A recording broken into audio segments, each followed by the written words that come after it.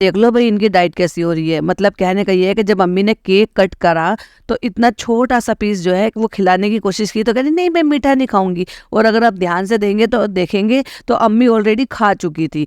कहाँ तो जब भाई के यहाँ केक कट हो रहा था तो उनके लिए शुगर फ्री केक मंगाया गया था। नहीं नहीं नहीं नहीं, अम्मी को एक सिंगल बाइट भी नहीं देनी, एक सिंगल टुकड़ा भी नहीं देना।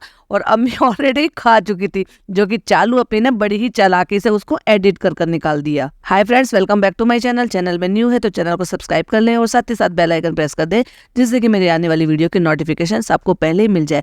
और अपने प्यारे प्यारे से पॉइंट ऑफ व्यू, प्यारे प्यारे से कमेंट देना बिल्कुल भी मिस मत कीजिए, क्योंकि मुझे सारे कमेंट पढ़कर बहुत अच्छा लगता है और मैं रिप्लाई भी करती हूँ। फिर चाहे वो एप्रिसिएशन वाले हो और फिर चाहे वो मेरे को खुद को क्रिटिसाइज करने वाले हो, मोस्ट वेलकम।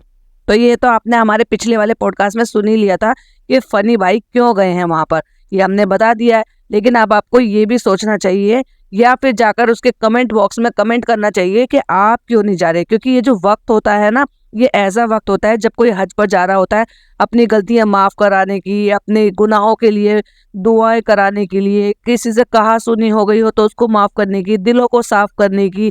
यानी कि ये एक बहुत अच्छा मौका होता है कि जब आप जा रहे हो अल्लाह का घर देखने के लिए जा रहे हो, तो जितने भी हमने कहा सुनी हो गई है या मन मुटाव है या जो भी चीजें हैं उनको जब सब पीछे छोड़ दें। और उनसे अगर छोटे हैं तो वो लिटरली माफी मांगते हैं कि हमारी कहा सुनी को, हमारी गलतियों को माफ कर देना। और जो भी चीजें हैं वो सब यहीं छोड़ कर जाना, अल्लाह के घर जा रहे हो हमारे लिए दुआ करना, बख्शिश के लिए दुआ करना। और ये तो भाई उनकी सगी बहू है और वो भी इकलौती बहू है, तो इसको जाना नहीं चाहिए था। और अगर लोग ये सोच रहे हैं कि भाई ये किसी हाल से है इसलिए नहीं जा रही, तो मैं ये क्लियर कर दूं कि ये किसी भी हाल से अभी नहीं है। क्योंकि ये इसने ऑलरेडी अभी 10 दिन पहले ही बोला है अम्मा को कि प्रोसेस में टाइम लगता है, अभी तो बहुत बार वहां पर जाना है। और चालाकी देखो चालू अपी की चालाकी क्या है, जब गाड़ी में फनी दिखा रहे हैं कि बैक में वो पीछे ये बैठे हैं वो बैठे हैं, वो अपनी व्लॉगिंग कर रहे हैं। और ये क्या कर रही है, पहले इसने एक एनवलप निकाला, उसमें से एक अल्ट्रासाउंड बाहर निकाला, उसको देखा भी नहीं, कुछ भी नहीं करा और जस्ट उसको फिर वापस से एनवलप में डाल दिया। तो ये एक हिंट था लोगों को उलझा के रखने का, जिससे कि लोगों को ये लगे अरे इसका मतलब चालू अपी प्रेग्नेंट है, इसका मतलब जो है ये कंसीव कर लिया है, इसका मतलब जो है ये किसी हाल से है इसलिए नहीं जा रहे। या फिर ये भी सोचे चालू अपी को कोई हेल्थ इशू हो सकता है जिसकी वजह से वो अल्ट्रासाउंड है या डॉक्टर के से दिखा कर आई है। दिमाग से बहुत ज्यादा खेलती है और खास तौर से जो भोली वाली जनता है ना, उनके दिमाग से तो कुछ ज्यादा ही खेलती है ये। आप अगर जाकर देखेंगे तो इस वाले ब्लॉग का कमेंट बॉक्स इनका किस चीज से भरा हुआ है, इनको सीख देने से। भाई वो सीख देते थक नहीं रहे। और ये चालू अपनी जो ना एक के बाद एक के बाद एक के बाद नए पे नए पच के करते हुए बिल्कुल नहीं थक रही। मतलब पहले से इतनी ज्यादा ढीठ हो गई, पहले एटलीस्ट इस पे फर्क तो पड़ता था इसकी सेहत पे, लेकिन अब तो इसकी सेहत पे भी फर्क नहीं पड़ता। जैसे कि कह रही थी ना शहर से कि हमें भी तो लोग बुरा भला कहते हैं और लोग हमें कहते हैं तुम्हें ये नहीं आता, तुम्हें वो नहीं आता, और हम ऐसे कहने से क्या करना बंद कर देंगे, इससे नुकसान किसका है। तो भाई ये अब चालू पे बहुत अच्छी तरीके से समझ चुकी है तो लोगों का काम क्रिटिसाइज करना है। लोग क्रिटिसाइज करेंगे, अगर मैं उनके क्रिटिसाइज करने से हर्ट होंगी, रुकूंगी, थकूंगी, कहीं पर भी कुछ भी होगा मुझे, तो फिर मेरा ही नुकसान होगा, उससे मैं कमा नहीं पाऊंगी जिससे मैं कमा रही हूँ। और कमाने के लिए ढीठ बनना ही पड़ता है, जैसे कि वो कहावत है ना, गधे को बाप बनाना पड़ता है। सो बस ऐसा ही है, कमाने के लिए अब ये पूरी तरह से ढीठ बन चुकी है। और यही नहीं, पूरा घर ही ढीठ हो चुका है। अब एक्चुअली किसी चीज का फर्क ही नहीं पड़ता, फिर वो चाहे फनी हो, चाहे फिर ये चालू अपी हो, चाहे फिर वो कोई और हो। तो अब इनको बिल्कुल रत्ती भर फर्क नहीं पड़ता। क्यों? इनका काम है सिर्फ अंधा पैसा कमाना, लोगों को बेवकूफ बनाकर, और लोग बेवकूफ बन भी रहे हैं। लोग इनको अपना समझकर इनको कमेंट करते हैं, सीख देते हैं, अच्छी अच्छी बातें बताते हैं, सलीके की भी बातें बताते हैं, लेकिन इनको बिल्कुल रत्ती भर फर्क नहीं पड़ता। इवन वो जो ना अभी मैंने एक कमेंट देखा था, कोई इनको सीख दे रहा था, एक्चुअली वो इनको जो ना टोंट कर रहा था एक कमेंट में, इंग्लिश में कमेंट था। चालू अपी को समझ में नहीं आया, बड़ी इंग्लिश पढ़ाती फिरती थी ना सबको, बड़ी अपने आप को वो 30 मार खा समझ रही थी। वो कमेंट का मतलब इनको समझ में नहीं आया और उसको लाइक और हार्ट भी दे दिया। अरे भाई साहब, मतलब तुम्हें कुछ समझ में भी आया था? यानी कि इंग्लिश में समझ में नहीं आया, बस उसको ये लगा कि ये अच्छा कमेंट है मेरे लिए, और बस उसको लाइक और हार्ट दे दिया। वाओ, देखिए मैं एक स्क्रीनशॉट अटैच कर रही हूँ, देखिए जरा स्क्रीन पर। हो चुका है नेक्स्ट डे और देखो भाई कौन आया है भैया। कौन आया था पता है?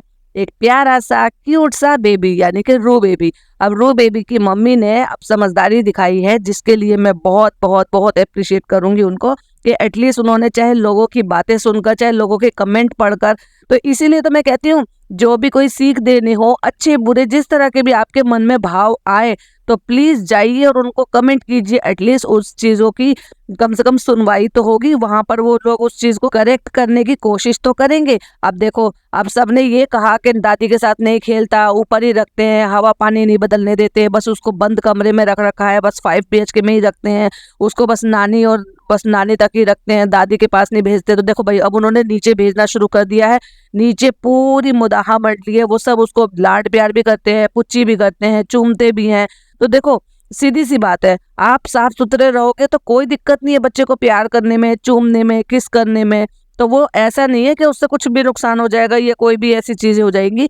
वो ठीक है, बच्चों के साथ थोड़ा सा केयर रखना पड़ता है, पर बच्चा जो है ना, वो तभी अच्छे से पनप पाता है जब वो पूरी फैमिली के साथ इन्वॉल्व होना सीख जाए, उसको अच्छे बुरे इन्वायरमेंट की आदत हो जाती है। तो देखो भाई, ये मैडम का बहुत बहुत अच्छा स्टेप है, तो मैं इसके लिए जरूर क्लैपिंग करूंगी। और इस चीज के लिए ये भी सोचूंगी कि अगर उन्होंने ये सारी चीजें लोगों के कहने से या फिर पॉडकास्ट सुनने से या फिर जैसे भी उनके माइंड में आया, कम से कम एटलीस्ट आया तो सही। और ऐसे ही अगर इस चालू अपी के दिमाग में भी ये बात आ जाए और इस बात को ये समझ ले कि मेरे घर वाले ही नहीं, मेरे इन लॉज भी मेरे अपने ही है, यानी कि जितनी जरूरत मुझे मेरे घर वालों की है, उतनी फनी को भी उनके घर वालों की जरूरत है, और घर वालों को फनी और मेरी जरूरत है।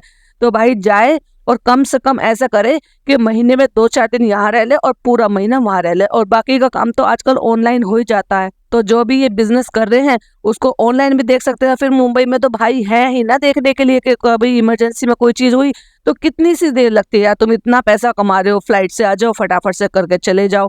या फिर ऐसा कर ले कि 15 दिन यहाँ रहे और महीने के 15 दिन वहां रहे, ऐसा भी हो सकता है। तो उससे कम से कम माँ बाप को तसल्ली रहती है कि देखो 15 दिन हम महीने के हमारे पास बच्चे रहेंगे और 15 दिन अपने काम की वजह से वहां रहेंगे। तो उससे भी ये भी तसल्ली रहेगा कि चालू पे भी खुश, अपने माँ बाप के पास रह के, अपने भाई भाभी के पास रह के, और फनी भी खुश अपने पेरेंट्स के पास रह के। उससे ना केवल इनके सास और बहू की अच्छी बॉन्डिंग बनेगी, और बल्कि ये भी रहेगा कि उनके दुख सुख में आपस में बांट सकते हैं। अब देखो वही, वो 40 दिन के लिए जो है जा रहे हैं, तो क्या इसका जाना नहीं बनता था? क्या इसको नहीं चाहिए था कि मैं भी वहां पर जाऊं, उनसे माफी तलाफी कर लूं, उनके जाने में उनकी तैयारी में हेल्प कर दूं? क्या एक बहू का फर्ज इसको नहीं निभाना चाहिए था? तो मुझे तो एक बात समझ में नहीं आती, ये कैसा प्यार है? और अगर भाई इसी को प्यार कहते हैं तो मैं तो ये कहूंगी, अल्लाह ताला ऐसा किसी को प्यार ना करे, कोई किसी के माँ बाप से दूर कर दे या सिर्फ एक तरफा ही सारी चीजें हों। तो भाई ऐसा प्यार भी नहीं होना चाहिए। प्यार होता है वो जब दोनों करते हैं, तो दोनों को सेक्रीफाइस भी करना चाहिए। अगर दोनों ने प्यार किया था तो दोनों को सेक्रीफाइस भी करना चाहिए। तो इनको ना यहाँ रहना चाहिए था ना वहां रहना चाहिए। और देखो, कायदा तो यही कहता है, मैं ये नहीं कह रही कि लड़कियों को ऐसा करना चाहिए, लड़कों को कहना चाहिए ऐसा करना चाहिए, लेकिन कहीं से भी उठाकर देख लो, हमारा समाज जो है, आज भी समाज में वही होता है कि लड़की ही विदा होकर जाती है ससुराल। ठीक है, ऐसा भी होता है कि अगर लड़की के माँ बाप अकेले हों और उनका कोई भाई ना हो, बहन ना हो, अकेली इकलौती लड़की है, तो हमने ऐसे भी देखा कि वो अपने पेरेंट्स को अपने साथ शिफ्ट कर लेते हैं।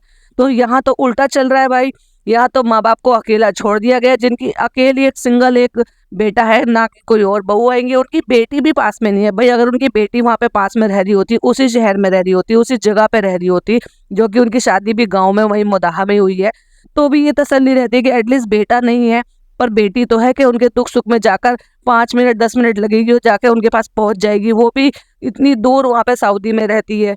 एक सब्सक्राइबर ने मुझे कमेंट करके बताया, क्योंकि मुझे एक्चुअली पता नहीं थी कि जो पहला वाला जो भी जाने वाला है बैच वो कितने तारीख को जाने वाला है। तो किसी सब्सक्राइबर ने हमें कमेंट करके बताया कि 9 मई को पहली जो जाने वाला है यहाँ से फ्लाइट, वो फर्स्ट फ्लाइट 9 मई को जाएगी।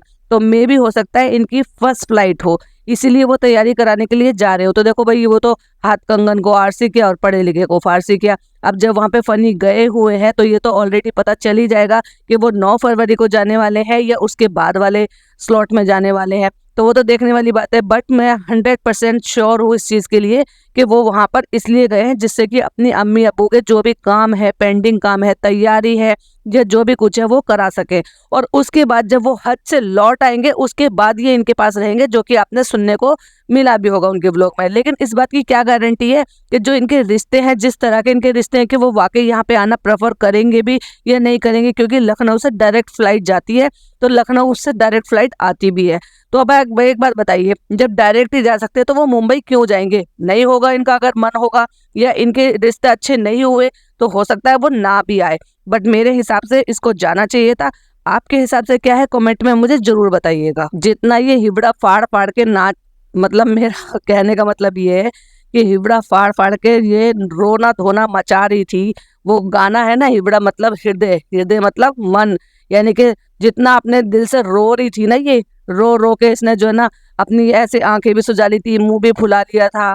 तुम 1.5 साल में इतने अटैच हो गए कि तुम उसके बिना 1 या 2 दिन नहीं गुजार सकते, वो भी भरे पूरे घर में। तो कभी उनके माँ बाप के बारे में भी सोच कर देख लो कि उन्होंने इतने साल अपने बेटे को पाला। मैं अग्री करती हूँ, बहुत सारे लोग आ जाएंगे यहाँ पे कमेंट करने के लिए, कहेंगे वो सऊदी भी तो रहता था। तो देखो मैं बताऊं, अब ये अपने मुंह से कहते हैं कि वो 5 साल वहां पे रहा है, कुछ लोग कहते हैं कि वो 3 साल वहां पे रहा।